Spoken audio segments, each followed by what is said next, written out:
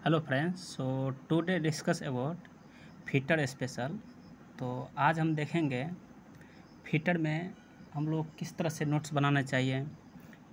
Fitter का जो introduction होता है, सबसे पहले जैसे कॉपी का नोट्स बनाएंगे तो क्या लिखना चाहिए, उसका सेफ्टी क्या है, प्रिकॉशंस क्या है, इस सब के बारे में हम लोग को जैसे ट्रेड टीचर जो होते हैं, इंस्ट्रक्टर बोलते हैं लिखने के लिए। तो उसमें बहुत इम्पोर्टेंट बात सब लिखना पड़ता है। तो आज हम उसी के बारे में डिस्कस करेंगे, क्या क्या हमें लिखना चाहिए। जैसे कोई आईटीआई में एडमिशन लिए होंगे, कोई सीटीआई में एडमिशन लिए होंगे, तो वहाँ सारा का सारा नोट्स हैंड राइटिंग्स बोलते हैं लिखने के लिए। तो ये मेरा हैंड राइटिंग नोट्स है, चाहे तो आप इसे नोट्स कर सकते हैं। अगर ये अच्छा लगे मेरा नोट्स तो ज़रूर एक बार चैनल को सब्सक्राइब कर देना, ताकि हम इस तरह के फिर अगले अगर वीडियो बनाएंगे तो आपके मोबाइल पर तुरंत इन्फॉर्मेशन आ जाए। तो हम शुरू करते हैं। ये मेरा फर्स्ट चैप्टर है। फर्स्ट चैप्टर में जब लिखेंगे, स्टार्ट करेंगे, तो सबसे पहले इसमें होता है इंट्रोडक्शन टू ट्रेड। ट्रेड से रिलेटेड जो भी इंट्रोडक्शन है वो देना पड़ता है। जैसे आप किस ट्रेड से हैं, उसका फुल फॉर्म क्या होता है, इसका मीनिंग क्या होता है, हमें क्यों पढ़ना चाहिए, ट्रेड क्यों ज़रूरी हुआ। उसके बाद सेफ्टी, जैसे कोई भी वर्क करेंगे, fitter, electrician, diesel machinist, Turner, welder जो भी है, उसमें हमें सेफ्टी का भी ख्याल रखना चाहिए। उसके बाद प्रिकॉशंस, क्या क्या हमें सावधानी दिया जाता है। तो सबसे पहले आज हम जो स्टार्ट कर रहे हैं फिटर के लिए, तो फिटर का फुल फॉर्म सबसे पहले ज़रूरी होता है।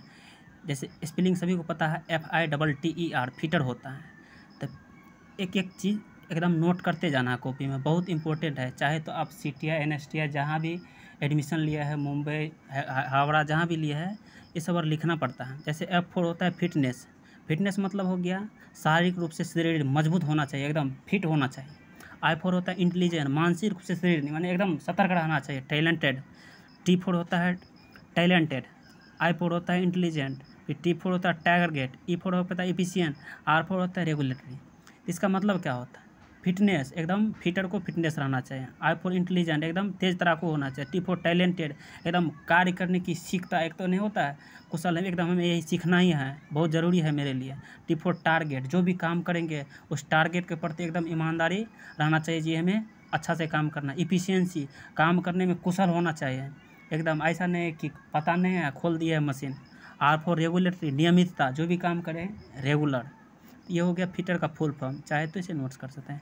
वैसे आप पूछता है कोई फिटर किसे कहते हैं, या कोई फिटर करता है ट्रेड, तो स्वाभाविक सी है, क्या करता है फिटर, क्या होता है फिटर, बताना ज़रूरी है। तो ध्यान देना है, फिटर एक ऐसा कारीगर होता है जो पहले से बंद पड़ी मशीनों को चालू करता है, या अलग अलग पार्ट को इकट्ठा करके एक मशीन का निर्माण करता है, वही तो फिटर कहलाते हैं। जैसे यहाँ हम लिखे हैं, चाहे तो अच्छा से क्या कर सकते हैं, यहाँ से देख सकते हैं कितना अच्छा से हम डेफिनेशन दिए हैं। इस सब चाहे तो नोट्स कर सकते हैं।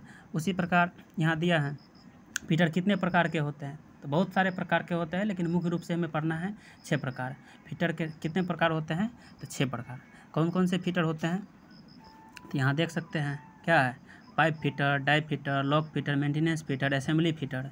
उसी में सारा का सारा फिटर के बारे में, जैसे कोई पूछ सकता है पाइप फिटर क्या होता है, डाई फिटर क्या होता है, लॉक फिटर क्या होता है, मेंटेनेंस फिटर क्या होता है, असेंबली फिटर क्या होता है, आराम से यहाँ क्या कर सकते हैं, हम डेफिनेशन दे सकते हैं। जैसे बेंच फिटर के बारे में कोई अगर पूछे तो बेंच फिटर के बारे में बता देना है। बेंच फिटर के बारे में बता देना है कि बेंच फिटर एक मौलिक फिटर है जो हर तरह की बेसिक जानकारी रखता है, कोई भी नॉलेज। ऐसा नहीं है कि फिटर पढ़ लिया ये इसके बारे में नहीं, फिटर से रिलेटेड रहे तो इसी बारे में, अलावा हर तरह की जानकारी रहना चाहिए और अन्य कार्यों में सुचारू रूप से कर सकता है। बेंच फिटर को शारीरिक और मानसिक दोनों तरह से एकदम तंदुरुस्त होना चाहिए। एक होता है पाइप फिटर। पाइप फिटर ये घरेलू पाइप, जिस तरह से घर में LPG आप चलाते हैं, उसका भी गैस बहुत बड़ा का एकदम विदेशी से आते रहता है, तो वो गैस पाइपलाइन के बारे में जानकारी रहना चाहिए। जैसे घर में नल उल जला चालू करते हैं, ओपन करते हैं, तो उसके बारे में भी जानकारी रख सकते हैं। उसे प्लम्बर कहते हैं, बोलते होंगे कि मेरे घर में आज प्लम्बर आए थे, मिस्त्री, तो उस टाइप का होता है पाइप फिटर। उसके बाद होता है डाई फिटर। डाई फिटर क्या होता है, आधुनिक युग में लगभग सभी वस्तुओं को डाई के द्वारा ही मोल्ड किया जाता है, टेढ़ा किया जाता है। डाइट से कम समय में एक जैसी अनेक वस्तुएं बनाई जा सकती है, माने किसी पर इस तरह से नट बोल्ट में रहता है। एक होता है लॉक फिटर। इस तरह के फिटर सभी प्रकार के ताले चाबियों का निर्माण करता है। ताले चाबी मतलब एक तो हो गया सिंपल छोटा मोटा ताला, एक ऐसा ऐसा लॉक होता है कि बहुत बड़े बड़े बिल्डिंग सब में लगाया जाता है एकदम डिजिटली रूप से, बहुत सारा है, तो वो भी लॉक फिटर होता है। एक होता है मेंटेनेंस फिटर, कोई भी काम को कैसे मेंटेनेंस करेंगे, तो इस प्रकार के फिटर को मेंटेनेंस मरम्मत एक तरह से समझ लेना, देखभाल कार्य को फिटर करता है, उसे दोबारा ठीक कर सकता है, कोई भी गड़बड़ी हो गया तो मैंने मेंटेन उसे रखना है, इतना दिमाग में रखना है। एक होता है असेंबली फिटर, असेंबली मतलब होता है अलग अलग पार्ट पुर्जे को खोलना निकालना, ये सब होता है असेंबली फिटर। उसमें ये भी पूछा जाता है कि फिटर अगर कोई है तो क्या क्या उसमें नॉलेज होना चाहिए। तो सबसे पहले जिस तरह से आप सभी जैसे ही वर्कशॉप में जाते होंगे, अगर कोई फिटर सीटी आए कुछ करते होंगे, फाइलिंग सबसे पहले ज़रूरी रहता है, कटिंग, कोई भी जैसे ही कटिंग किया अच्छा से, उसके बाद कुछ ऑपरेशन दे देता है, जैसे ड्रिलिंग हो गया, कुछ ड्रिलिंग जैसे करेंगे या कुछ करेंगे तो उसमें कितना लेना है वो मेजरिंग हो गया। उसके बाद रिमिंग हो गया, जिस तरह से ड्रिलिंग करके एकदम स्मूथली फिनिश करते हैं तो रिमिंग हो गया। टेपिंग, जब एकदम जो ड्रिल करते हैं उसके अंदर जो छिद्र रहता है चूड़ी काटने के लिए टेपिंग होता है। थ्रेडिंग होता है, वेल्डिंग कुछ कुछ पार्ट पुर्जे को जोड़ने के लिए, ग्राइंडिंग जैसे स्मूथली एकदम सरफेस को फिनिश करना है, मेंटेनेंस आना चाहिए, टर्निंग आना चाहिए, स्क्रैपिंग आना चाहिए। ये सब कुछ कुछ है जो कि इसमें एकदम निपुण रहना चाहिए फिटर वाले को। और भी बहुत सारे स्पेशल है इसमें, और आगे हम जैसे देखते हैं। ये तो हो गया बेसिक चीज़। अब उसके बाद होता है जैसे ही फिटर में जाएंगे तो कार्य करने से पहले ये भी ध्यान देना पड़ता है कि हमें ज़िंदा रहेंगे तब तो कुछ करेंगे, तो उसे को बोलते हैं एक्सीडेंट से कैसे बचें, या एक्सीडेंट होता है क्या, पूछ सकता है व्हाट इज एक्सीडेंट, दुर्घटना क्या होता है। तो दुर्घटना के लिए एकदम सिंपल वर्ड में हम लिखे हैं, चाहे तो अच्छा से इसे नोट कर सकते हैं। व्हाट इज एक्सीडेंट, दुर्घटना क्या, दुर्घटना किसी अनिश्चित समय तथा अनजाने में जान माल की हानि को ही दुर्घटना कहलाते हैं। कई दुर्घटनाएं एवं श्रमिक की कार्य तरफ अरुचि और सुरक्षा के नियमों का सही तरीके से पालन करने से होती है। माने सही तरीके से अगर पालन न करेंगे तो क्या होगा, एक्सीडेंट हो जाएगा। जिस तरह से जैसे ही वर्कशॉप में जाते हैं कुछ सिंबल दे देता है, टीचर कुछ बता देते हैं इंस्ट्रक्टर, ये काम नहीं करना चाहिए, ये काम इस तरह से करना चाहिए, अगर लापरवाही करेंगे स्वाभाविक सी है दुर्घटना होंगे। दुर्घटना ऐसा नहीं कि वर्कशॉप में जैसे गाड़ी चलाते हैं, बाइक चलाते हैं, रोड पे कान में हेडफोन ले लिए वहाँ एक्सीडेंट हो सकता है, वो भी क्या हो गया, एक दुर्घटना हो गया। तो इस तरह से बचने के लिए बहुत सारे उपाय सब दिया गया है जो कि हम अभी आगे देखेंगे। जैसे अभी हम देखेंगे दुर्घटना होने का मुख्य कारण क्या क्या हो सकते हैं। तो दुर्घटना होने का मुख्य कारण समझ सकते हैं, जैसे उत्सुकता, कोई भी काम नहीं होता है लेकिन फिर भी कहते नहीं ये मेरा करना चाहिए, अच्छा लगता है, तो ये उत्सुकता नहीं होना चाहिए। चलती मशीनों से छेड़छाड़ नहीं करना चाहिए, कोई भी मशीन चलता है तो उसमें छेड़छाड़ नहीं करना चाहिए। उसके बाद आसपास का वातावरण, मशीन और टूलों की स्थिति को अच्छा से ध्यान देना चाहिए। फिर अज्ञानता, किसी के बारे में अगर जानकारी नहीं है तो वहाँ नहीं काम करना चाहिए। ज़्यादा विश्वास, किसी पर एकदम बिलीव नहीं करना कि नहीं ये हम कर ही लेंगे। कार्य की अरुचि का होना, माने कार्य में एकदम रुचि है तभी करना, ये नहीं कि कान मन नहीं लगता है, हेडफोन लगा लिया काम कर रहे हैं तो आप दुर्घटनाग्रस्त हो सकते हैं। फिर कहता है किसी भी वर्कशॉप में काम करते समय ज़रा सी लापरवाही से दुर्घटना हो सकती है।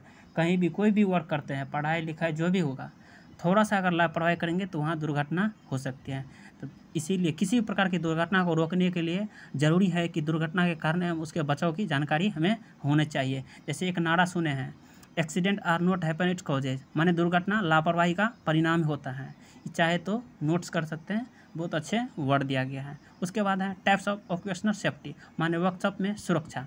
जैसे वर्कशॉप में जाते हैं तो हमारे इंस्ट्रक्टर जो भी हैं बताते हैं पर्सनल सेफ्टी, माने खुद की सेफ्टी कैसे करना है, जो वर्कर है उसकी सेफ्टी कैसे होना चाहिए।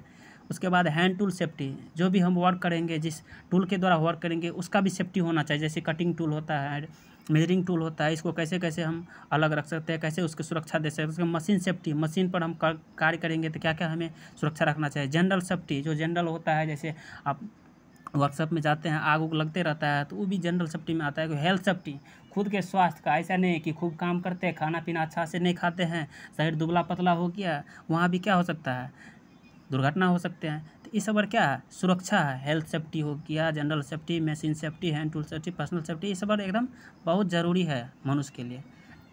उसके बाद है पर्सनल सेफ्टी। पर्सनल सेफ्टी को हम अच्छा से यहाँ देखते हैं।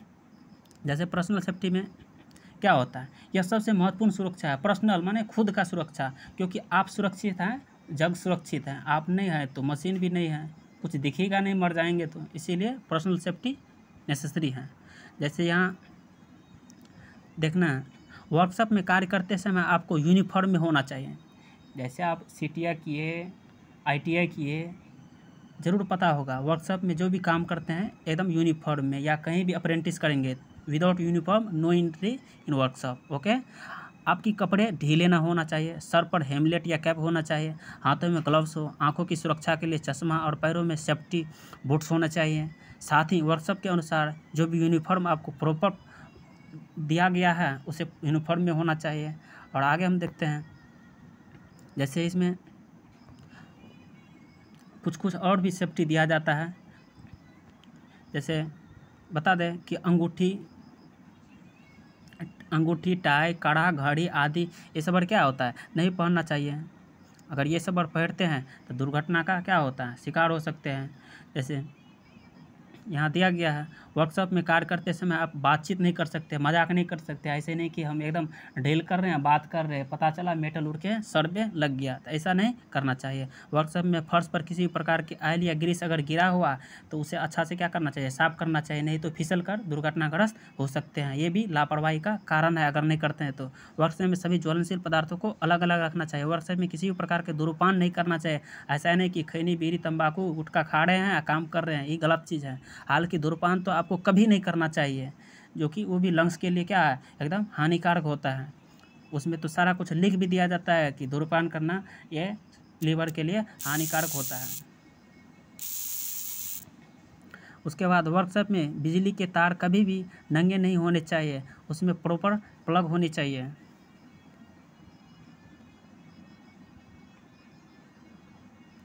हाँ, तो हम देख रहे थे वर्कशॉप में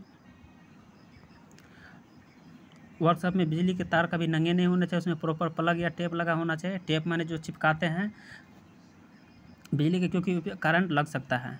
जैसे कि यहाँ बताया गया है, वर्कशॉप में ग्राइंडिंग और वेल्डिंग जैसे कार्य नाम सुने होंगे। ग्राइंडिंग जहाँ पे किसी भी मेटल को एकदम फिनिश करने के लिए ग्राइंडिंग करते हैं, मेटल को जोड़ने के लिए वेल्डिंग करते हैं। तो हमेशा चश्मा वहाँ आपकी ज़रूरी है। अगर चश्मा नहीं पड़ते, थोड़ा सी लापरवाही करते हैं तो आपकी रोशनी गुम हो सकती है, और ये गुम हो गई एक बार तो फिर दोबारा आपको आँख नहीं मिल सकते हैं। इसीलिए सावधानी ज़रूरी है। कहता नहीं है, सावधानी हटी दुर्घटना घटी। तो इसका शिकार नहीं होए। किसी भी चीज़ों की सफाई अपनी हाथों से वर्कशॉप में नहीं करना चाहिए, क्योंकि जैसे ही ग्राइंडिंग करते हैं तो उसमें मेटल जो छोटे छोटे कण रहता है वो आपको क्या कर सकते हैं, हाथों को दुर्घटनाग्रस्त कर सकते हैं। वही हाथ से अगर आँख को पोंछेंगे तो वहाँ भी आँख दुर्घटनाग्रस्त हो सकते हैं। जिस भी मशीन के बारे में जानकारी न हो उसे ऑपरेट नहीं करना चाहिए। ये सब और मेरा सावधानियाँ में आ जाते हैं। जैसे और देखें, अनदेखे स्थानों को हाथ नहीं लगाना चाहिए। मशीनों पर कार्य करते समय सही रोशनी एवं हवा व्यवस्थित होना चाहिए। ऐसा नहीं कि वर्क कर रहे हैं और रोशनी ही नहीं है तो जो ऑपरेशन करना है वो सही से प्रॉपर नहीं हो पाएगा। चलती हुई मशीन पर ऑयल या ग्रीस नहीं करना चाहिए। उसके बाद आप वर्कशॉप में जो भी काम कर रहे हैं उसे पूरी रुचि और अनुशासन करना चाहिए। ऐसा नहीं कि मन नहीं लग रहा है ज़बरदस्ती कर रहे हैं, एकदम अनुशासनहीन है, ऐसा नहीं करना चाहिए। कार्य की पूरी समझ आपको होनी चाहिए, जो काम कर रहे हैं एकदम पूरे नॉलेज रहना चाहिए। औजारों, उपकरणों, मशीनों आदि को सावधानीपूर्वक करना चाहिए। इसके साथ ही वर्कशॉप में अग्निशमन एवं प्राथमिक चिकित्सा, जैसे अग्निशमन में बहुत सारा होता है, आग का प्रकार group A, B, C, D, इस तरह से 4 प्रकार के डिफाइन किया गया है, जो अगले वीडियो में हम इमेजिंग करके अच्छा से दिखाएंगे। उसके बाद चिकित्सा, जैसे ही किसी को गोल्डन टाइम भी नाम सुने होंगे। जैसे ही कोई एक्सीडेंट होता है तो उसका जो फर्स्ट 30 मिनट होता है वो गोल्डन टाइम बोला जाता है। तो उसमें जो भी हमें प्राथमिक चिकित्सा होना चाहिए उसका एकदम प्रबंध वर्कशॉप में होना चाहिए। तो ये सब और सेफ्टी में है। उसके बाद हैंड टूल सेफ्टी, जो जिस औजार को हम यूज करते हैं उसका भी सेफ्टी होना चाहिए। जैसे वर्कशॉप में किसी भी टूल का प्रयोग करने से पहले एवं बाद में अच्छी तरह से साफ करनी चाहिए, एवं टूल पर ग्रीस या ऑयल नहीं लगाना चाहिए, क्योंकि अगर टूल पर ग्रीस या ऑयल लगा सकते हैं तो कभी फिसल कर आपको दुर्घटनाग्रस्त कर सकते हैं। टूल को इस प्रकार रखना चाहिए ताकि वह गिरे नहीं। अगर वो गिर जाते हैं तो उसकी धार और एक्यूरेसी भी खराब हो सकते हैं। जो टूल जिस कार्य के लिए बनाया गया है उसमें वही कार्य लेना चाहिए। ऐसा नहीं है कि स्टील रूल से स्क्रू ड्राइवर काम ले लेते हैं, पेचकस से चीजल का काम ले लेते हैं, ये सब और गलत है। ऐसा नहीं करना चाहिए। किसी भी टूल का प्रयोग हथौड़े की तरह नहीं करना चाहिए। जैसे मान लेना जहाँ हैमर का यूज है वहाँ हम कुछ स्पेनर या कुछों से अपना क्या कर सकते हैं, पीट देते हैं, ये गलत है। कटिंग टूल को बाकी टूल से अलग रखना चाहिए। अगर कटिंग टूल मेजरिंग टूल एक साथ रख देते हैं तो मेजरिंग टूल या कटिंग टूल की एक्यूरेसी ख़राब हो सकती है। इस सब पे ध्यान देना चाहिए, नहीं तो कटिंग टूल की धार ख़राब हो जाएगी, कटिंग टूल की या मेजरिंग टूल की एक्यूरेसी ख़राब हो जाएगी। उसके बाद होता है मार्किंग टूल को भी अलग रखना चाहिए, जिसे हम मेजर करते हैं। जॉब पर कार्य करते समय उसे वॉइस से अच्छी तरह से फिक्स करना चाहिए। एक्सा ब्लेड में ढीला नहीं होना चाहिए। हैमर के हैंडल को एकदम टाइट रखना चाहिए, ढीला नहीं। हमेशा स्पिनर को उचित नंबर से ही पुश करना चाहिए। स्पिनर क्या होता है, ऐसे सभी के पास हैंड पंप होगा चापाकल, तो उसमें जो नॉट बोल्ट लगा रहता है उसको जो खोलने की एक रिंच आती है उसी को बोलते हैं स्पिनर। तो उसमें भी नंबर वाइज रहता है। इस नॉट के लिए ये स्पिनर की नहीं कि गलत का हम यूज कर ले, वहाँ भी एक्यूरेसी उसकी ख़त्म हो सकता है। उसके बाद मशीन सेफ्टी, जो हम मशीन चलाते हैं, लेथ मशीन हो गया, ग्राइंडिंग ड्रिलिंग जो भी होता है ऑपरेशन करते हैं, उसका भी सुरक्षा बहुत ज़रूरी है। जैसे सबसे पहले आप जिस मशीन पर कार्य कर रहे हैं उसकी पूरी नॉलेज होनी चाहिए। अधूरी नॉलेज व्यक्ति को क्या कर सकता है, नुकसान कर सकता है। मशीन स्टार्ट करने से पहले उसका भली भांति निरीक्षण कर लेना चाहिए। उसकी nut bolt screw fan belt आदि को चेक कर लेना चाहिए। मशीन को अच्छे से सफाई कर लेना चाहिए। चलती मशीन पर न ऑयलिंग करनी चाहिए और नहीं रिपेयरिंग करनी चाहिए। हम इसीलिए स्पीड में बोल देते हैं कि इसमें कोई ऐसा खास कैलकुलेशन नहीं है। जैसे ही नेक्स्ट वीडियो आएगा कैलकुलेशन वाला, तो वहाँ हम अच्छा से डिटेल से बताएंगे। ये सब लिखने वाला है, चाहे तो आप स्क्रीनशॉट या वीडियो को पॉज करके लिख सकते हैं। चलती मशीन को छेड़छाड़ नहीं करना चाहिए। मशीन पर कार्य करते समय बिजली चली जाए तो मशीन के सारे स्विच बंद कर देना चाहिए। मशीन को बंद करने के बाद कभी भी हाथ से रोकने का प्रयास नहीं करना चाहिए। उसके बाद हम चलते हैं जनरल सेफ्टी, जो कि सभी के लिए बहुत ही यूजफुल है। जनरल सेफ्टी सामान्य सुरक्षा क्या होता है, वर्कशॉप में आग लगने से रोकने के लिए इसे बिजली के सभी उपकरणों को उचित क्वांटिटी एवं लोड के अनुसार होनी चाहिए। जैसे ऐसे नहीं कि जहाँ एकदम मोटा तार की जोड़ी है, पतला तार के लगा करके वहाँ हम क्या कर सकते हैं, बिजली दे सकते हैं, तो वहाँ भी क्या हो सकता है, यहाँ चिंगारी हो सकती है। इस तरह से काम नहीं करने चाहिए। यदि स्विच एवं तार लोड के अनुसार न हो तो उसे जल्दी आग लग सकते हैं, यहाँ पर भी ध्यान देना चाहिए। बिजली के तारों को कभी भी नंगी नहीं छोड़ना चाहिए। ज्वलनशील पदार्थों को अलग रखना चाहिए। तेल से सने हुए या कपड़े कचरे जो भी होगा उसे कहीं इधर उधर फेंकना नहीं चाहिए। वर्कशॉप में कदापि धूम्रपान नहीं करना चाहिए। वैसे भी स्टूडेंट लाइफ में धूम्रपान लंग्स के लिए हानिकारक होता है। किसी प्रकार के दुर्घटना से बचने के लिए अग्निशामक प्रबंधन होता है, वहाँ जरूर उपयोग करना चाहिए। उसके बाद हेल्थ सेफ्टी, जो कि सबसे इम्पोर्टेंट है कि इतना भी काम करेंगे लेकिन हेल्थ सही नहीं है तो कुछ भी सही नहीं है, मन नहीं लगेगा, एकदम दुर्घटना शिकार हो सकते हैं। हेल्थ सेफ्टी क्या होता है, वर्कशॉप में कुछ समस्याएं ऐसी भी होती है जो आपको तुरंत कोई नुकसान नहीं पहुंचाते लेकिन लंबे समय में आपको बीमार कर सकते हैं। जैसे जाते हैं एकदम वहाँ धुआं जो आते रहते हैं धीरे धीरे क्या होता है, लंग्स में इकट्ठा हो जाते हैं, जो कि आगे चल कर लंग्स में वाटर या कुछ भी क्रिएट होता है, जो कि लीवर खराब हो सकता है, किडनी खराब हो सकता है, शरीर को अंदरूनी रूप से क्या कर सकते हैं, हानिकारक कर सकते हैं। केमिकल के संपर्क में आने से भी त्वचा को क्या हो सकता है, नुकसान हो सकता है। इसलिए त्वचा, आँख, श्वास जो भी हो, जैसे ही काम करेंगे अच्छा से उसे एक बार फिर से साफ कर लेना चाहिए ताकि हमें किसी प्रकार की नुकसान न हो। इस वीडियो में इतना ही। अगर वीडियो अच्छी लगी तो लाइक, सब्सक्राइब एवं शेयर अपने दोस्तों को ज़रूर करें। नेक्स्ट वीडियो में हम इसके अगले पार्ट लाएंगे जो कि बहुत ही यूजफुल होगा। अगर आप NSTI, CTI कहीं भी ITI कर रहे हैं, इन नोट्स को क्या कर सकते हैं, अपने कॉपी में नोट्स करते हैं। थैंक यू, जय हिंद।